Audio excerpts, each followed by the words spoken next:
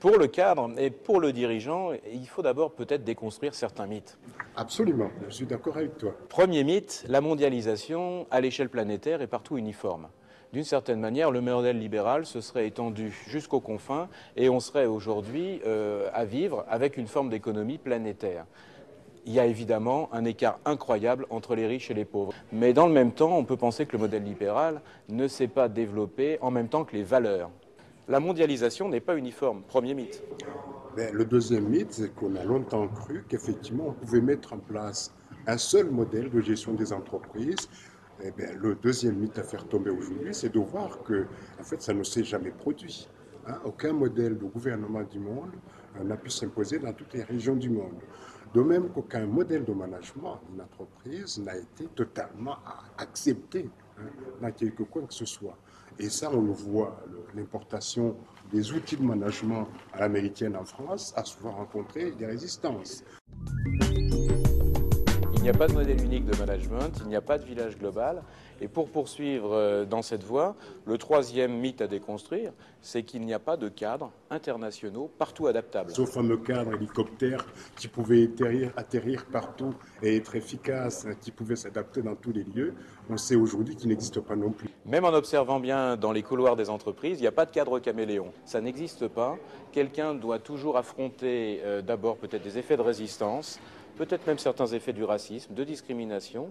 Et au contraire, il y a une volonté très forte chez chacun d'entre nous de réinscrire, de faire renaître son passé, son authenticité. Il faut construire un autre mythe, le mythe de l'homme partout relié, de l'homme partout en connexion. Pour véritablement se connaître, il faut, comme tu le dis, en fait, pouvoir accéder à la vérité de l'autre. Accéder à cette vérité de l'autre, ça veut dire très certainement de temps en temps être incarné, être en coprésence physique, d'où l'importance des formations, l'importance de l'entretien de face à face. Donc il y a un autre rapport à l'espace, et puis il y a un autre rapport au temps. Quand tôt le matin on appelle l'Asie ou tard le soir les États-Unis, eh bien on vit des formes fortes en entreprise d'internationalisation sur place qui touchent l'ensemble du personnel. Et là tu rejoins tout le problème du management des équipes virtuelles à distance, dont on sait que ce n'est pas parce qu'elles peuvent échanger rapidement les informations qu'elles vont justement tirer parti de leurs différences.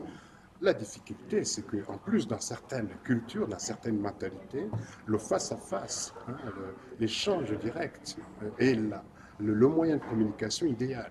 Tant que vous n'avez pas la possibilité de rencontrer votre interlocuteur, de mettre le visage derrière les mots que vous entendez ou que vous recevez sur votre ordinateur, la coopération reste très limitée. La sagesse du visage de l'autre, pouvoir lire une ligne du regard, pouvoir se toucher. Le corps ne disparaît pas, se sentir, le corps ne disparaît pas et ne disparaîtra pas dans 10 ans. La diversité, nous n'en sommes pas moins humains, la diversité dans 10 ans, c'est aussi travailler avec son corps, travailler avec sa connaissance de la culture, travailler avec les autres. On est peut-être encore sur un autre mythe qui a été fabriqué, de cet homme qui pouvait être performant 24 heures sur 24 heures, de cet homme-machine en quelque sorte. Il y a inventé une communication qui ne passe pas obligatoirement par les machines. Aujourd'hui, le risque, ça serait de médiatiser, de passer par toutes les machines pour communiquer. Non.